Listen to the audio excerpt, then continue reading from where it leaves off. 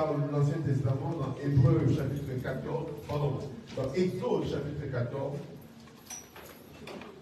Exode chapitre 14. Nous allons lire la portion 19 à 20, mais je reviendrai sur d'autres versets dans Exode 14. Et pour faire l'économie du temps, nous allons lire le verset 19 et le verset 20.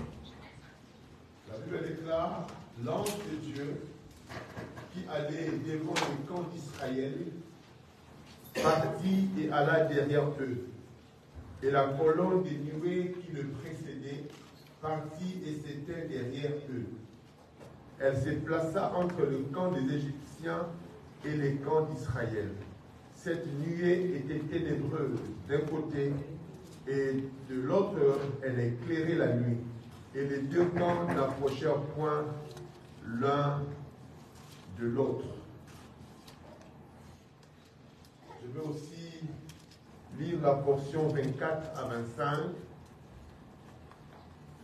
La Bible dit: à la veille du matin, l'Éternel, de la colonne de feu et des nuées, regarda le camp des Égyptiens et mit en désordre le camp des Égyptiens.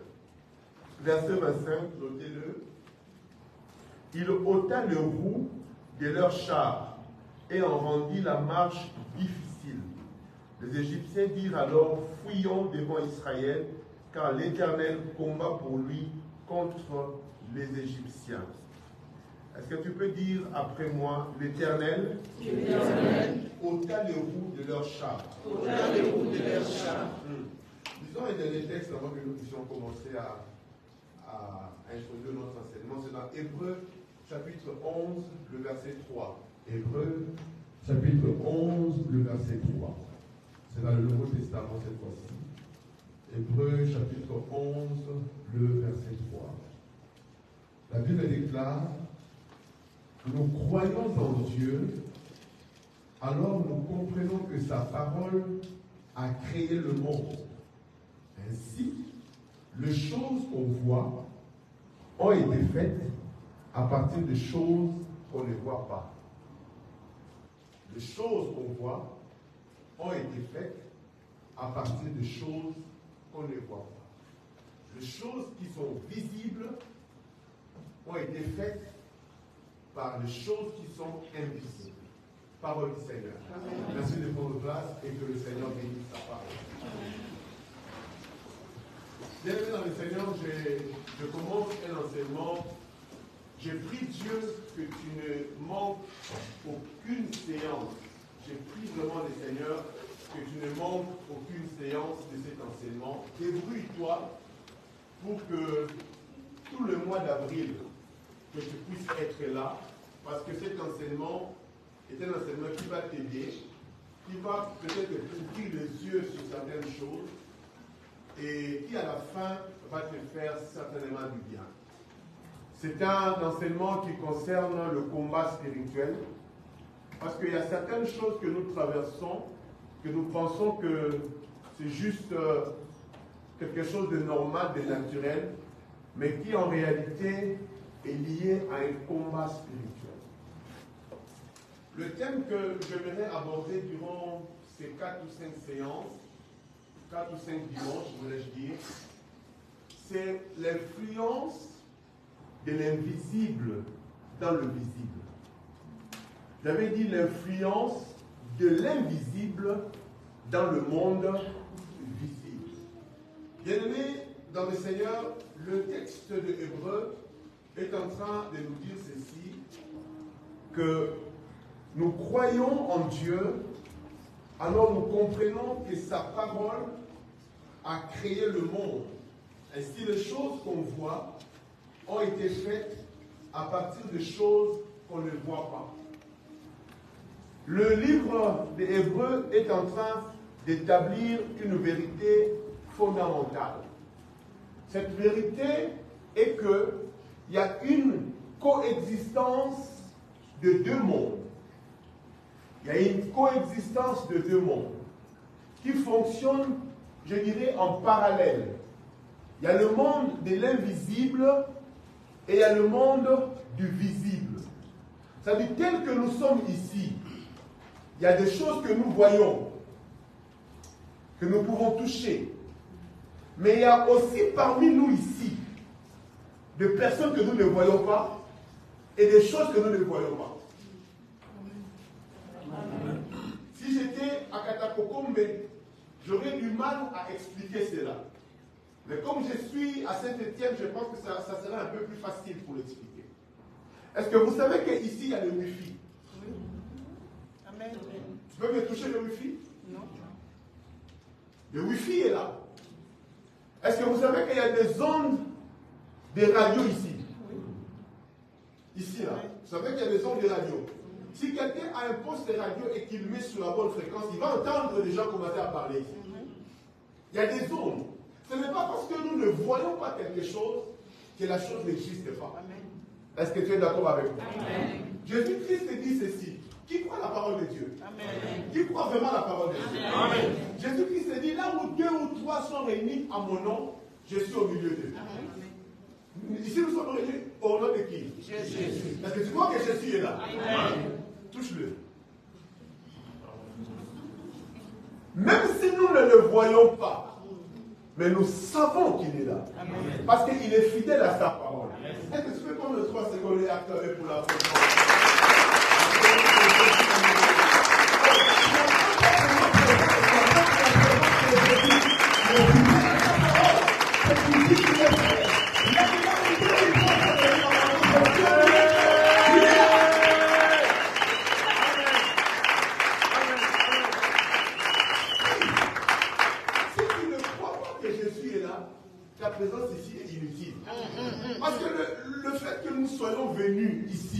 C'est parce que nous croyons que Dieu est là. Yes. L'apôtre Paul dit aux femmes, quoique cela a amené beaucoup d'interprétations, l'apôtre Paul dit aux femmes, mettez de foulard, de mouchoir, à cause de la présence des anges au milieu de vous. Mais il équilibre. Il dit quoi? Que vos cheveux aussi sont donnés comme de foulard. Hein? C'est-à-dire, il dit que quand nous sommes en train de nous rassembler, il y a aussi les anges qui sont là. C'est-à-dire, nous ne sommes pas là seulement tels que nous sommes ici, mais il y a aussi une présence invisible. C'est-à-dire, l'apôtre Paul est en train d'établir cela dans l'apôtre Paul ou l'auteur du livre des Hébreux, parce qu'il y a certains qui ne croient pas que c'est l'apôtre Paul, certains croient que c'est l'apôtre Paul qui a écrit le livre des Hébreux. Mais disons, l'auteur de l'épître aux Hébreux est en train d'établir une vérité fondamentale, qu'il y a une coexistence des deux mondes, le monde visible et le monde invisible. Et il y a un pasteur américain, un père, Kenneth Hagin, qui a dit ceci: tout ce qui est vrai sur la terre est aussi vrai dans le monde spirituel. Il dit il y a une correspondance d'une vérité sur la terre dans le monde spirituel. C'est-à-dire ce qui est établi comme vrai ici est établi aussi vrai dans le monde spirituel. Voilà pourquoi même Jésus, quand il devait expliquer le royaume des cieux, qui voit le royaume des cieux? Personne ne voit le royaume des cieux physiquement. Mais pour expliquer un concept invisible, Jésus prenait parfois des exemples de la vie courante. C'est-à-dire qu'il prenait une vérité que tout le monde pouvait comprendre pour expliquer le royaume des cieux, le royaume de Dieu qui est invisible. Donc ce qui est établi comme vrai sur la terre est aussi vrai dans le monde spirituel. Vous savez ce qui fait la force d'un culte? C'est la force de l'invisible qui se cache derrière ce culte. Ce qui fait la force d'un culte, ce qui fait la force d'un hôtel, quand je parle de l'hôtel, c'est AUTL, pas Hôtel Mercure. Ce qui fait la force d'un hôtel, ce qui fait la force du culte, c'est celui qui est invisible derrière ce culte-là. Quand nous sommes ici, cet endroit est rendu particulier, non pas à cause des choses que nous voyons, non. Mais c'est à cause de la personne qui est ici, mais que nous ne voyons pas. Parce que c'est l'invisible qui engendre le visible. vérité, la première vérité que j'ai voulu que nous retenions, c'est qu'il y a coexistence de deux mondes. Il y a le monde visible et il y a le monde invisible. Mais la deuxième vérité que je voudrais que tu puisses retenir, c'est qu'il y a une suprématie du monde invisible sur le monde visible. C'est-à-dire, il y a deux mondes qui existent. Il y a le monde visible et il y a le monde invisible. Mais retenez seulement que le monde invisible a une suprématie sur le monde visible. Ça veut dire que ce n'est pas le visible qui engendre l'invisible, mais c'est l'invisible qui influence le visible. Est-ce que jusque-là tu es d'accord avec moi? Je sais que c'est la partie documentaire, hein, comme le pasteur Adams dit. C'est la partie où on pose des bases, parfois ça peut sembler ennuyant, mais si tu ne comprends pas ça, tu ne comprendras pas aussi le reste. Donne-moi un bon amen. La partie invisible a une suprématie, a une supériorité sur la partie visible. Ce qui fait que si tu veux gagner sur le monde visible, tu dois d'abord gagner sur le monde invisible. Donne-moi un bon amen. Si tu veux remporter des victoires dans le visible, dans le matériel, dans le monde physique, tu dois d'abord gagner la bataille du monde spirituel. Voilà même pourquoi Jésus, quand il nous parle, il dit, mes enfants, recherchez d'abord le royaume des cieux, qui est invisible. Il dit, c'est qu'alors, quand vous avez le royaume des cieux, tout le reste vous sera donné. Le mariage, c'est matériel. Le mariage, c'est physique. Les voitures, c'est physique. Toutes ces choses-là sont physiques. Mais si tu veux les avoir, il faut d'abord que tu gagnes une bataille. C'est la bataille de l'invisible. Donne-moi un bon amen. Troisième vérité que je voudrais dire avant de commencer mon message sur le combat spirituel, c'est que la victoire dans le visible dépend de ton allié dans l'invisible. Est-ce que tu peux écrire ça? La victoire dans le visible dépend de ton allié dans l'invisible. Ça veut dire que quand tu es en train de vivre sur la terre, tu dois avoir aussi un allié. Quand je parle d'un allié, on comprend, de quelqu'un avec qui tu es en alliance. C'est comme un avocat pour toi. Mais lui, il est dans le monde invisible.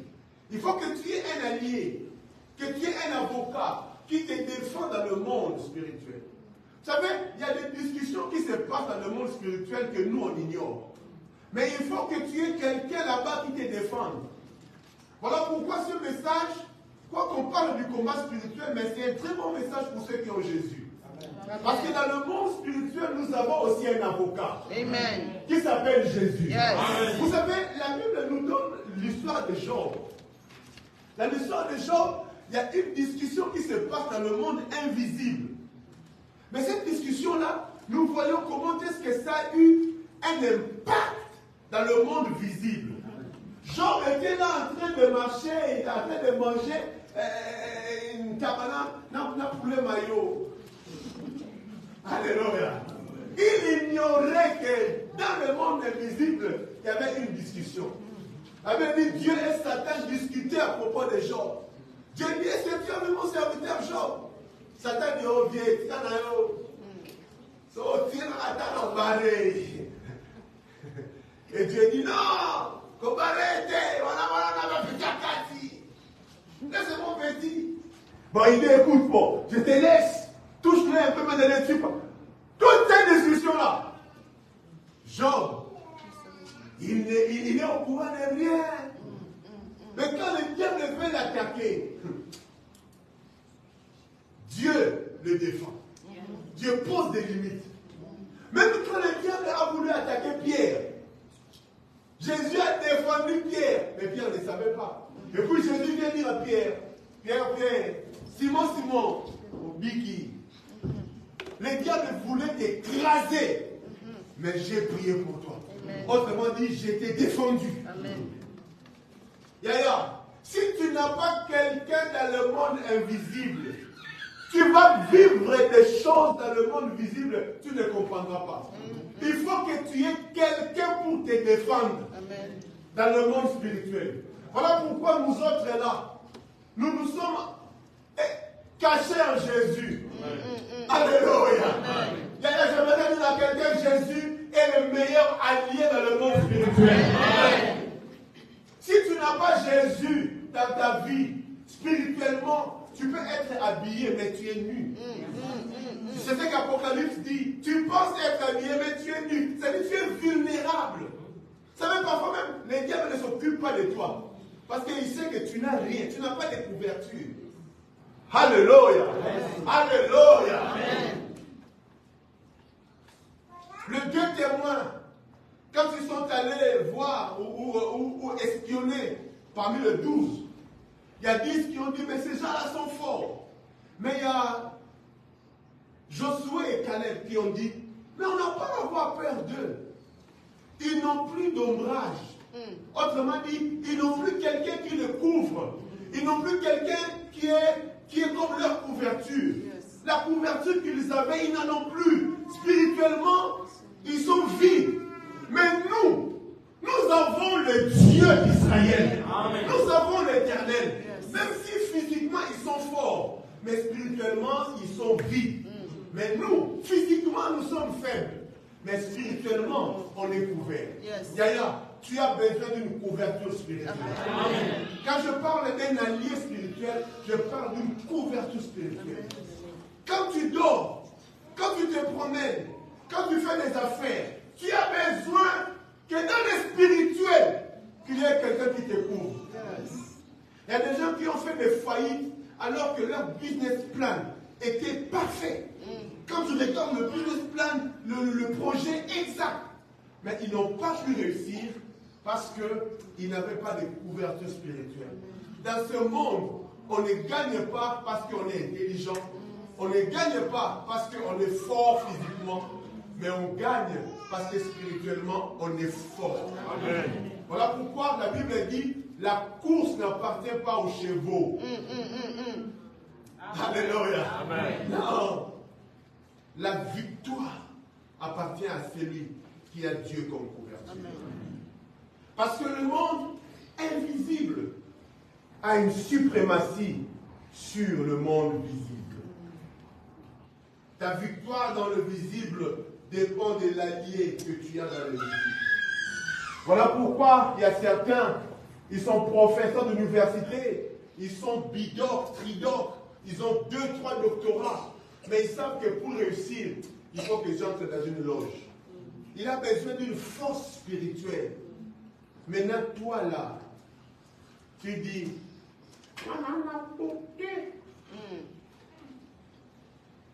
tu verras qu'une fille sans beauté va se marier.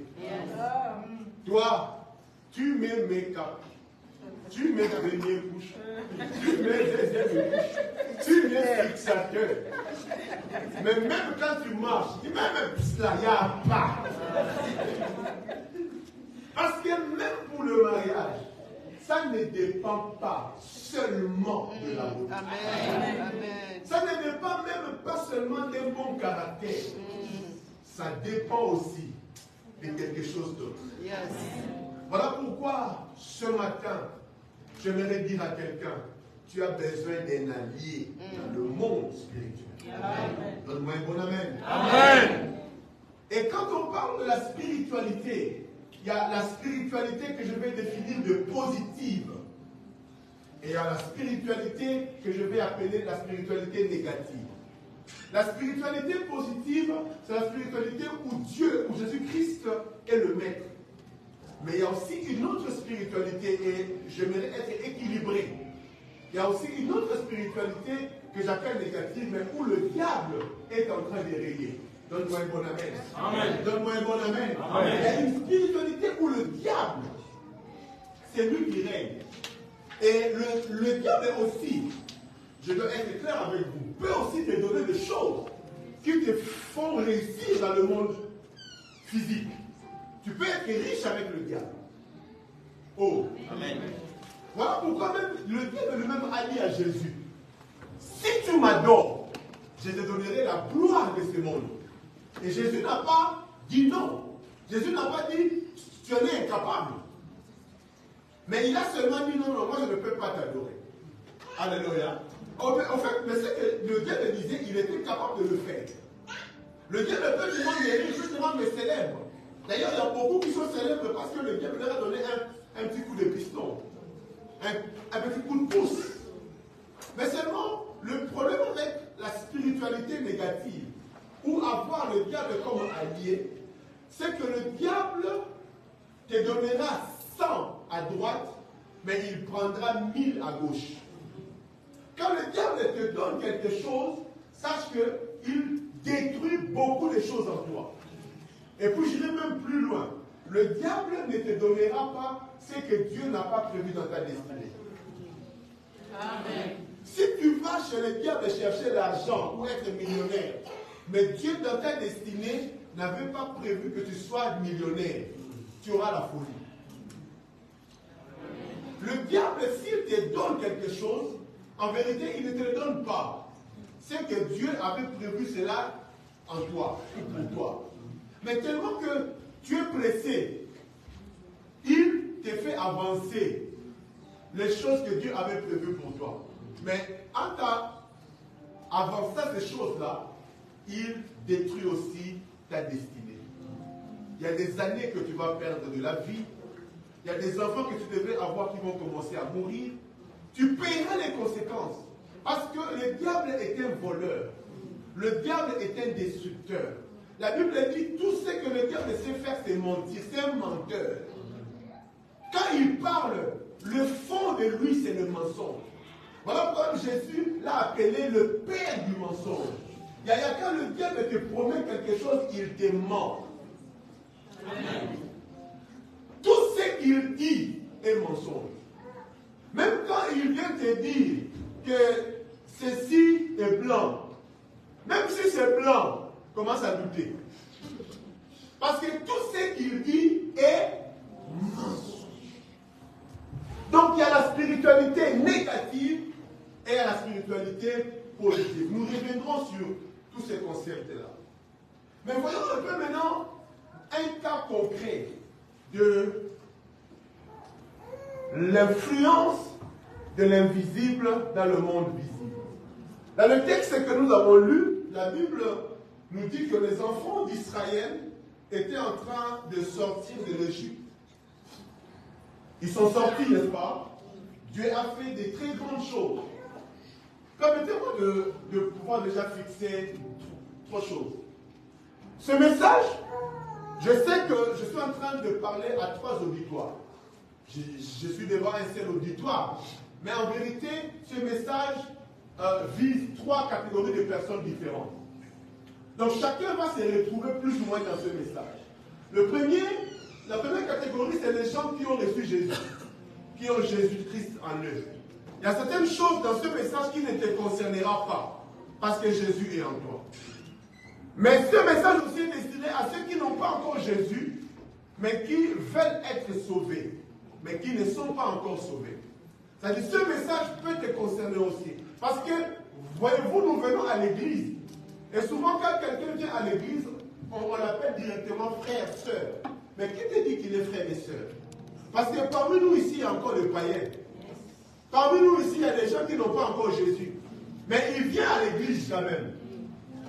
Oh oh. Il vient à l'église quand même. Mais c'est encore un païen. La preuve, oublie seulement ton iPhone 15 ici. Oh, comprendre. Alléluia. Mais la troisième catégorie à qui ce message est destiné, c'est aussi à ceux qui n'ont pas du tout Dieu, qui n'ont pas du tout Jésus, mais qui sont aussi là, des païens. Je vous ai dit qu'à l'église, il y a beaucoup de gens qui viennent. Il y a certains qui viennent qui sont vraiment des païens. Moi, je vous ai déjà donné mon témoignage ici. Une fois, je suis entré dans une église, quand le pasteur a fait même l'appel au salut, venez recevoir Jésus. Je suis aussi passé. Mais en vérité, je n'ai jamais reçu Jésus. Parce que j'étais venu ce jour-là, parce que je suivais une go. J'étais en train de draguer une fille. Et la fille m'a dit, si tu veux me voir, viens à l'église. Moi aussi, je suis venu à l'église. Mais comme il y avait beaucoup de monde, la fille ne me voyait pas. Mais quand le pasteur a dit, qui veut recevoir Jésus? Je me suis levé aussi. Mais pas pour recevoir Jésus, mais pour que la fille me voie. Pour que la fille voie et elle était là-bas. Mais le pasteur a souvent dit, j'ai eu un nouveau frère. Mais ce n'était pas un nouveau frère, c'était un terroriste qui était entré à l'église. Donc si toi aussi tu es un terroriste et tu es là, ce message t'est aussi destiné. Que le terroriste dise Amen. Alléluia. Que le frère dise Amen. Amen. Que les sœurs disent Amen. Amen. Que les enfants de Dieu disent Amen. Amen. Donc ce message est destiné à ces trois catégories de personnes. Dans le texte que nous avons lu, nous voyons les enfants d'Israël qui quittent l'Égypte et qui vont vers la terre promise. Déjà, ce que nous devons retenir, il y a le frère Joe qui a effleuré cela dans sa modération. Dieu dit aux enfants d'Israël dans Exode 14, au verset 1, il dit, l'Éternel parla à Moïse et dit, parle aux enfants d'Israël qu'ils se détournent et qu'ils campent devant Pi-Hahiroth. Quelqu'un peut m'aider à dire Pi-Hahiroth? Les autres comprennent le nom de lui, mais le à Pi-Hahiroth. Le Seigneur dit que les enfants d'Israël campent devant Pi-Hahiroth. Entre Migdol et la mer vis-à-vis des Baal-Tzephon. Je vais essayer d'expliquer ça. C'est Dieu qui conduit les enfants d'Israël. Mais il leur dit aussi là où ils doivent rester, là où ils doivent se positionner, là où ils doivent camper. Et Dieu, sachant, parce que c'est ce qu'on verra plus tard, sachant que les Égyptiens vont les suivre après, Dieu détermine là où les enfants d'Israël vont camper.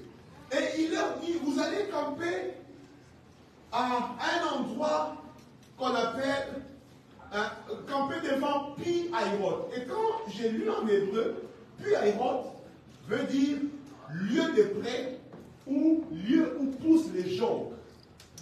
Les joncs, ce sont des herbes monocycloïdes.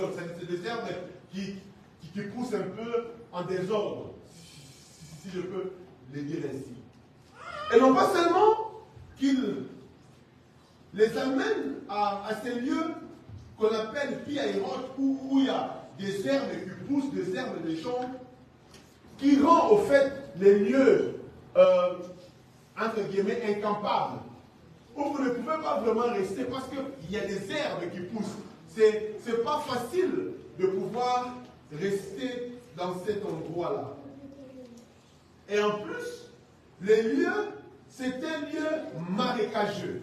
Parce que le jonc pousse beaucoup plus dans des endroits marécageux.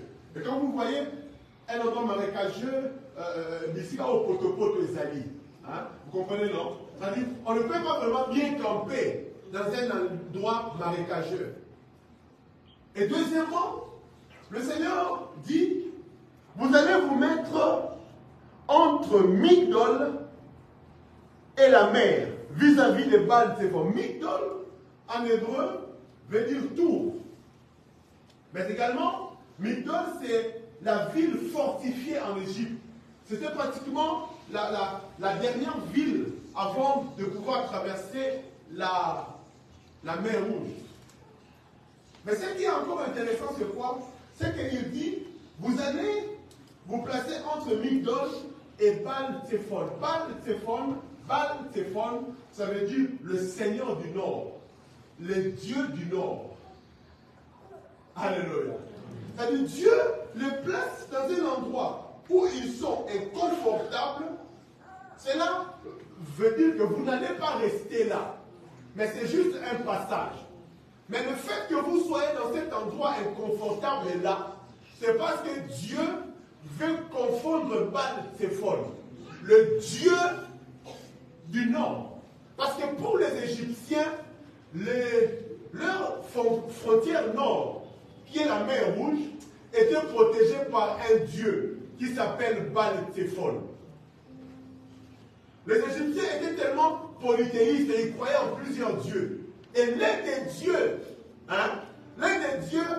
auxquels ils croyaient, c'était Baal-Tzephon, le seigneur du Nord. Et ils savaient que, comme les Égyptiens comme les Israéliens sont partis là-bas, ça dit, Baal-Tzephon va les empêcher de traverser la mer. Ils ne pourront pas traverser la mer. Dieu voulait montrer et aux Égyptiens et aux Baal-Tzephon que moi je suis l'Éternel. Je voudrais dire à quelqu'un, quand Dieu te place dans un endroit où tu es confortable, c'est parce que Dieu veut démontrer qu'il est ton Dieu.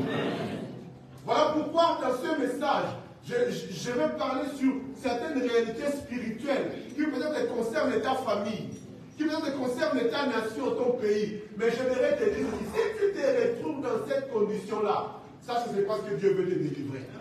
Il y a des combats de ta famille, il y a des combats, il y a des démons dans ta famille. Mais je voudrais te donner une bonne nouvelle. Jésus est prêt à les terrasser. Voyez-vous, Baal-Tzephon n'a pas été seulement anéanti, mais il a été ridiculisé. Alléluia. Celui qui croyait être le Seigneur du Nord, il contrôlait, c'est-à-dire personne ne peut passer par la mer Rouge. Mais Dieu a dit à Baal-Tzephon, je suis le Dieu du Nord, du Sud, de l'Est et de l'Ouest. Là, on ôte le pouvoir. Dieu a séparé la mer Rouge. Je vois Dieu séparer la mer Rouge pour quelqu'un. Tout ce qui est élevé comme Dieu dans ta famille sera anéanti par le Dieu d'Israël.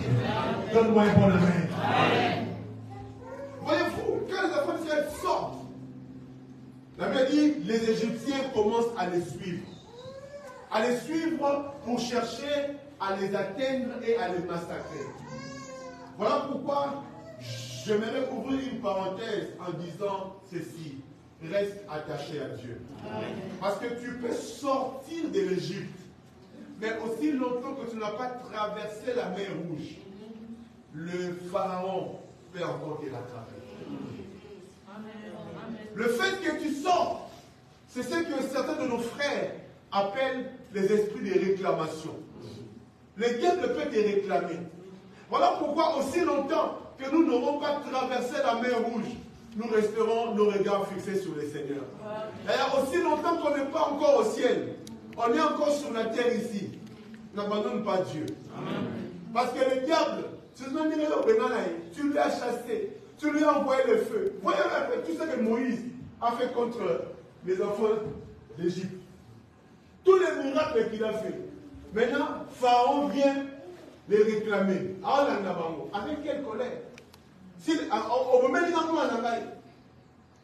je t'attrape, ce que je vais te faire. Heureusement que Moïse était attaché à Dieu. Amen. Je voudrais dire à quelqu'un, reste attaché à Dieu. Amen. Il y a certains d'entre nous, on a commencé à servir Dieu, mais à un moment, on a commencé à relâcher. Mais dans l'entretemps, tu as cherché des démons, tu as fait ceci. Maintenant, quand tu te relâches, quand le diable va commencer à te réclamer. D'ailleurs, on le verra un peu plus tard. Jésus-Christ dit ceci. Quand tu chasses un démon, il part.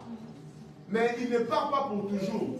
La Bible dit qu'il va continuer à revenir pour regarder si la maison est vide. Et la Bible dit, si la maison est vide, il ne viendra pas seulement entrer, mais il va d'abord repartir, prendre les 7 autres esprits, plus méchants. Dieu va réclamer. Alléluia. Même s'il est parti, la Bible dit que le diable rôde autour de nous. Il rôde, il cherche seulement une occasion. Voilà pourquoi j'aimerais dire à quelqu'un, ne donne pas accès au diable. Amen. Je dis, ne donne pas accès au diable. Qui honnête? La Bible dit, les enfants d'Égypte poursuivent les enfants d'Israël. Écoutez maintenant. Dieu dit, c'est la Bible dit ceci. L'Éternel, il est visible ou invisible? Hein? L'Éternel va commencer à déjouer les roues des enfants d'Égypte, de Pharaon, de l'armée pharaonique. C'est-à-dire, les Égyptiens viennent comme ça avec leurs chars. Et je rappelle à quelqu'un que l'Égypte, à l'époque, c'est la plus grande armée au monde. C'est-à-dire, ils ont des armes sophistiquées. Et comme une armée organisée, quand elle se déplace, il y a des services de maintenance, des ingénieurs civils, tout ça. Quand l'armée attaque, ils se rendent compte que les roues ne fonctionnent plus. Mais char aussi à 6 mais c'est char neuf. Ça c'est vraiment le dernier tri. Mais les roues ne fonctionnent pas. Ils appellent les ingénieurs. Venez fixer vite. Les génies militaires arrivent. Mais ça ne marche pas. Mais ce qu'elles ne savent pas, ce que la Bible dit, c'est l'Éternel qui dévisse les roues. Dieu invisible est en train d'enlever les roues. Bien aimé, il y a certaines choses que nous constatons dans la vie. Nous, on voit ça, c'est normal. Et pourtant, c'est directement sous l'influence du monde invisible. Et vous savez, quand c'est Dieu qui dévisse tes roues, tu peux appeler Frère Blaise, le meilleur mécanicien. Il viendra chercher et bomater. Pourquoi? Parce que cela n'a pas une origine physique. Cela a une origine spirituelle. Si ton problème est d'origine invisible, tu ne peux pas les régler avec des méthodes visibles ou physiques. Donne-moi un bon amen. Amen. Il y a certains problèmes que nous avons. Ce n'est pas d'origine physique, c'est d'origine spirituelle. Et il faut les régler par des méthodes spirituelles. Et c'est ce que nous allons faire. Moi, je me rappelle encore que mon papa, en 87, je pense, il avait acheté une VW. Quand les VW sont sortis là, oh, papa a acheté une VW. Mais cette VW là, ce qui est bizarre, c'est que ça tombait en panne seulement le 20. C'est-à-dire, chaque le 20 est tombé en panne. Dès que papa va recevoir le 25 son salaire, presque la moitié du salaire allait pour réparer la voiture. C'est-à-dire, ça bouffait l'argent de papa. En fait, comme il avait acheté la voiture, tous les sorciers de Bayombe se sont coalisés. Comment on va le faire dépenser l'argent? En tout cas. Il y a des enfants parfois qui sont toujours malades dès que tu as un peu d'argent. Il y a des gens, c'est-à-dire, dès qu'il a l'argent, il y a un problème qui va tomber. Tu n'arrives pas à épargner, malgré ta bonne volonté. Dès que tu as l'argent, il y a problème. Ah! Et toi, tu dis, c'est la coïncidence. Parce que quand tu penses que c'est toi la rousse. Non, c'est une coïncidence. Il y a une fois, oui. 2 fois peut-être. Mais quand quelque chose commence à se répéter, c'est que quelque part, il y a une influence diabolique dedans. Donne-moi un bon amen. Donne-moi un bon amen. Il y a le monde invisible qui influence le monde visible. Il y a une maladie qui a tué papa. Avant lui, ça tuait les grands-pères. Avant lui, ça tuait les grands-grands-pères. Ça tuait les petits frères. Ça tuait... Oh! Toi aussi, ça commence. Tu dis, c'est une coïncidence. Quoi? Il faut que tu cherches Dieu. Parce qu'il y a des esprits qui sont établis dans les familles. Donne-moi mon amen. Et ces esprits-là influencent les familles. Voilà pourquoi Ephésiens chapitre 6, 10 à 13 dit ceci.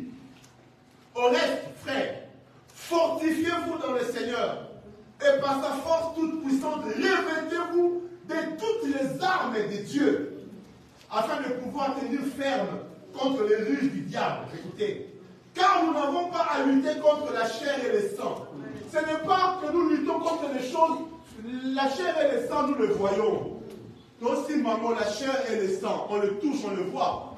Mais l'apôtre Paul dit, nous n'avons pas à lutter contre la chair et le sang. Écoutez, il dit, nous avons à lutter contre les dominations, les autorités, contre le prince de ce monde des ténèbres, contre les esprits méchants dans les lieux célestes. Vous savez, les dominations, les autorités, les principautés, c'est lié aux familles, aux villes et aux nations. Amen. Il y a des esprits qui sont liés aux villes. Les autorités, les dominations sont liées parfois aux familles. Les principautés aux villes, aux nations. Voilà pourquoi vous verrez même certaines nations ont une manière de se comporter. Tout le monde a un monde. C'est comme un esprit qui influence toute une nation. Quand vous allez chez les Congolais, par exemple, pour savoir que quelqu'un vraiment est Congolais, tu verras qu'il est influencé par des choses. Ou la sable ou la danse. Alléluia. C'est comme un esprit. Donnez-moi la main, non? Il y a mes enfants qui sont nés ici en Europe. L'autre jour, je voyais Manoa. Il y a 4 matrines. Mais il est né ici. Mais niveau à son ningisaloketo. Mais ça c'est le sang. Alléluia. Il y a certaines choses qui sont liées à une tribu. Vous verrez par exemple, chez nos amis au Congo, il y a une tribu qu'on appelle les Tétés là. Ils sont bien, mais ils ont un esprit de colère. Hein? Ils ont un esprit de colère. Et tu verras, oh, j'ai cité Tété là, je ne vais pas avoir de problème. Alléluia. Tu verras d'autres, comme les Balouba, tu verras que tous les Balouba ont un problème.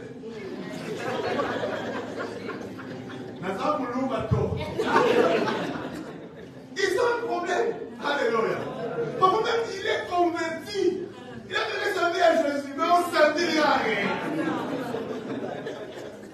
Est-ce que ça, il a un millionnaire? Est-ce que ça, il va là? Ils ont un problème. Mais tu verras aussi chez les Bakongo. Tu verras aussi qu'eux-mêmes aussi, il y a comme un type de comportement.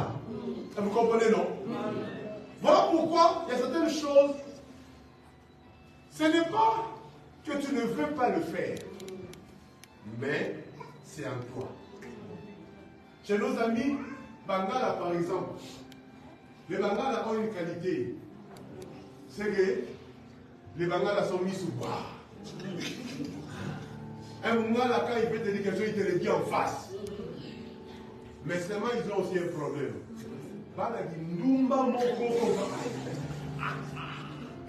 Ça dit ça, c'est l'esprit. Alléluia. Ça dit qu'il tombe.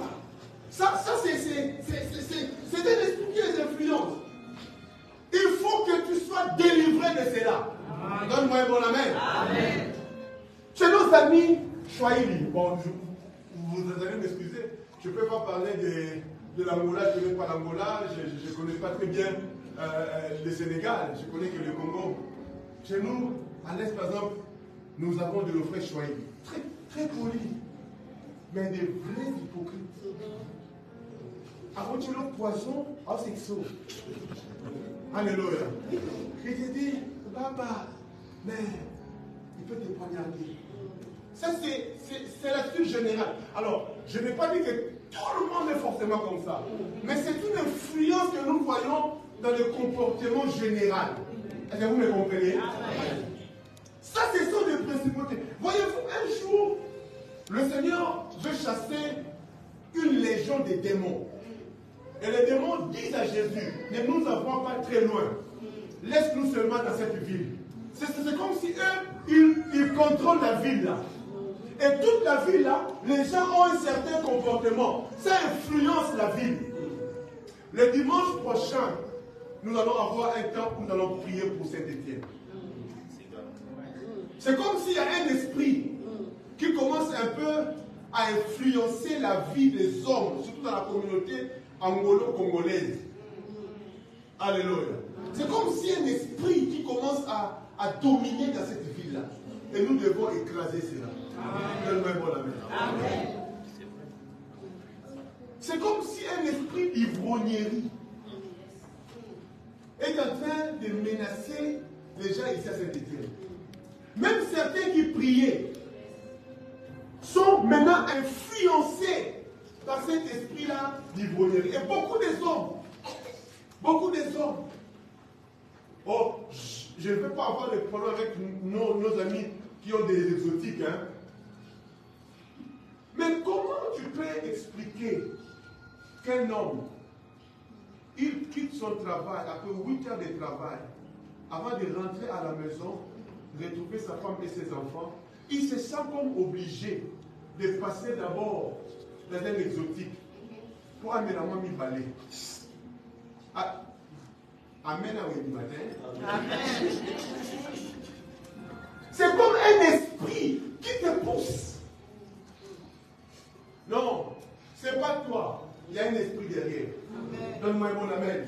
Donne-moi un bon amen. Non, je suis très sérieux. Donne-moi un bon amen. Amen. Toi, tu penses que c'est normal. Non. Un jour même, je suis allé chez l'un de nos frères ici, je fais comme ça, et on était entré à deux, je pense. Et je vois quelqu'un qui était là avec des bières, en train de boire. Et puis il dit, Yaya, c'est là dans mon côté. C'est-à-dire, à ce moment-là, on s'est ramassé là. Ça, c'est un esprit. C'est pas normal. Dis-moi, c'est pas normal. Et peut-être que tu verras que, à part lui, peut-être son père était aussi ivrogne. Peut-être son grand-père aussi était ivrogne. Et ça commence à se suivre comme ça. Oh oh. Amen. Il y a des choses que nous devons briser. Amen. Je disais, il y a des choses que nous devons briser. Toute influence négative doit être brisée. Maman avait divorcé. Yaya a divorcé. Et toi aussi, quand tu te maries, un esprit t'attend. Vous, on vous donne seulement 5 ans de mariage. Après 5 ans, ça change. Ce n'est plus amour. Ce n'est plus bébé. Ce n'est plus chérie. C'est maintenant Heyida. Tu vois comme si toi aussi, bientôt, tu vas divorcer. Et toi, tu dis, oh, c'est normal. Il y a des choses qui ne sont pas. Il y a des principautés établies dans nos familles. Et Paul dit, nous avons à lutter contre cela. Il y a des familles où tous les hommes meurent à un certain âge. Il y a des familles où les hommes ne dépassent pas 50 ans.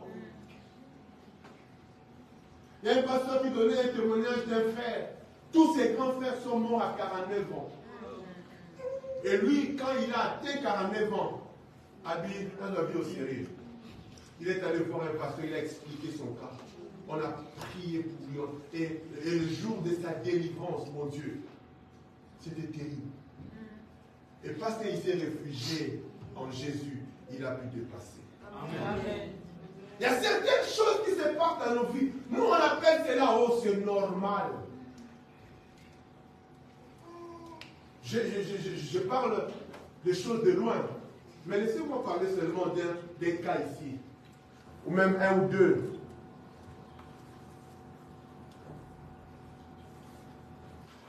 C'est compliqué de dire un exemple qui vous concerne particulièrement. Mais c'est pour la gloire du Seigneur.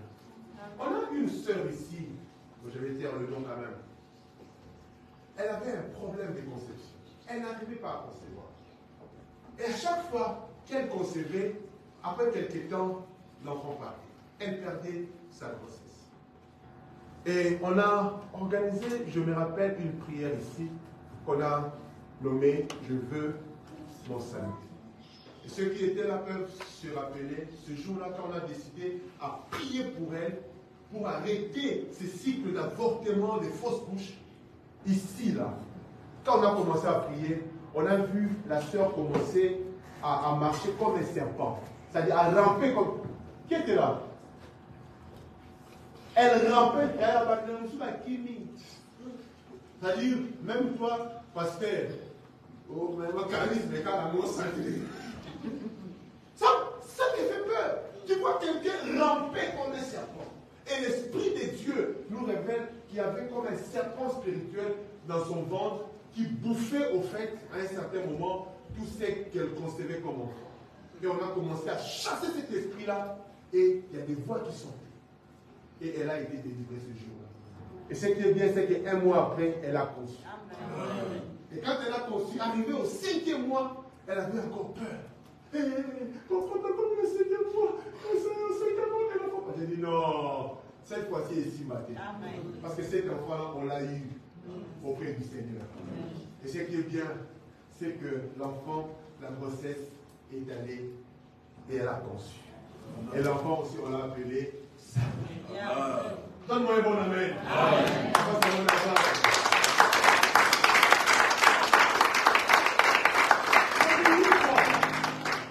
La sœur a vu des médecins, a vu des gynécologues. Ils ont essayé de traiter le problème biologiquement, mais ça ne marchait pas. Parce qu'en fait, le problème, ce n'était pas seulement biologique, mais c'était un problème spirituel.